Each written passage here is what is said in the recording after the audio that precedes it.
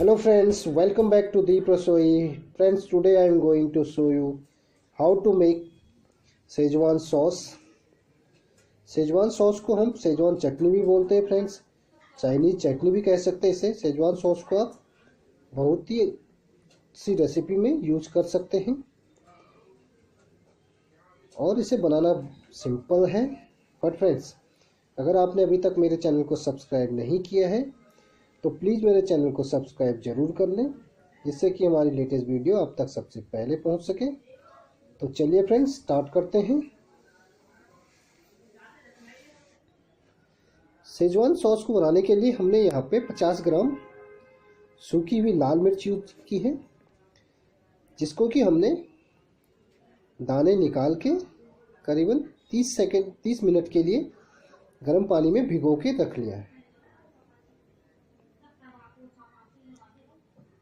साथ ही हमने यहाँ पे करीबन 10 से 15 लहसुन की कलियां ली हैं, जिसको कि बारीक काट के रखा है। 3 इंच यहाँ पे अदरक यूज की है, बारीक कटी हुई। 1 चम्मच हमने यहाँ पे सोया सॉस लिया है। 2 चम्मच हमने यहाँ पे विनेगर यूज किया है।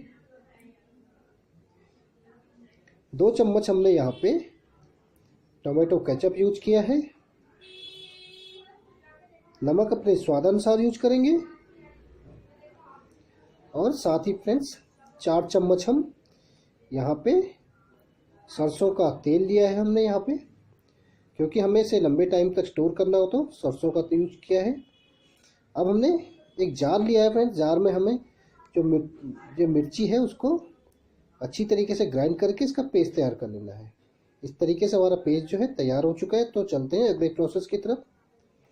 एक कढ़ाई ली है हमने, कढ़ाई में हमने 4 चम्मच कुकिंग ऑयल को अच्छी तरीके से गर्म कर लेना है। ऑयल के गर्म होने के बाद इसमें हम ऐड करेंगे लहसुन, साथ में अदरक,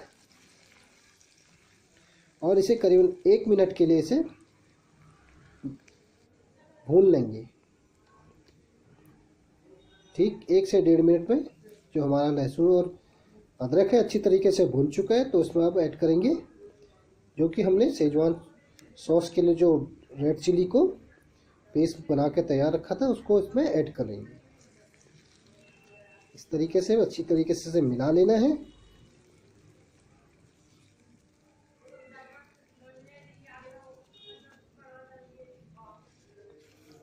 अब इसमें हम करीबन आधा गिलास पानी मिला के इसे करीबन 5 से 7 मिनट के लिए इसे पका लेंगे।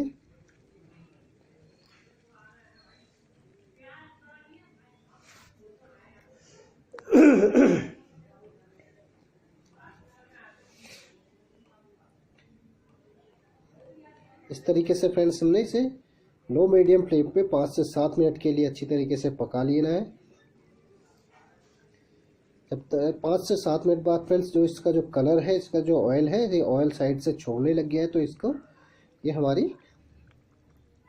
जो मसाले हैं इसके साथ मिर्ची और लहसुन अदरक है अच्छी तरीके से तैयार हो चुका है। तो अब इसमें मिलाएंगे हम विनेगर, साथ ही इसमें जाएगा सोया सॉस, टोमेटो केचप, नमक को अपने स्वादानुसार मिलाएं।